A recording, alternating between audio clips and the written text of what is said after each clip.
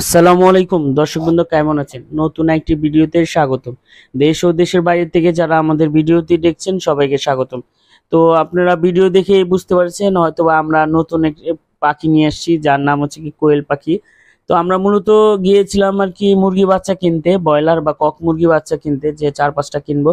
কিন্তু ওটা ভালো ছিল না, দোকানদার বলছে যে কোয়েল পাখি ভালো আছে, নিয়ে যান, এরা মোটামুটি 20 দিন বা 22 দিন পর ডিম দিবে।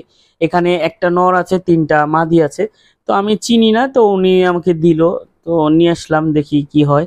তো সবাই দোয়া করবেন যাতে ওদের একটা ভালো রেজাল্ট আসে।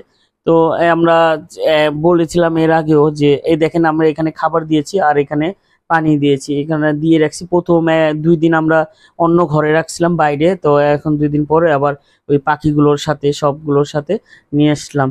তো আমাদের আস্তে আস্তে আমাদের এভিয়ারিতে নতুন নতুন পাখি সংযোগ হচ্ছে। তার মধ্যে এটা হচ্ছে আরেকটা কোয়েল পাখি। এরপর আমরা আশা করি আরো কিছু পাখি নিয়ে আসবো আস্তে আস্তে। তো একবারে আনা সম্ভব না, তো আমরা আস্তে আস্তে নিয়ে আসবো কয়দিন পর পর। তো এখানে 4টা পাখি আছে, 4টা পাখি প্রায় বল আর 1 মাস পর থেকে 22 থেকে 1 মাস 30 দিনের মধ্যে ডিম পাড়া শুরু করবে।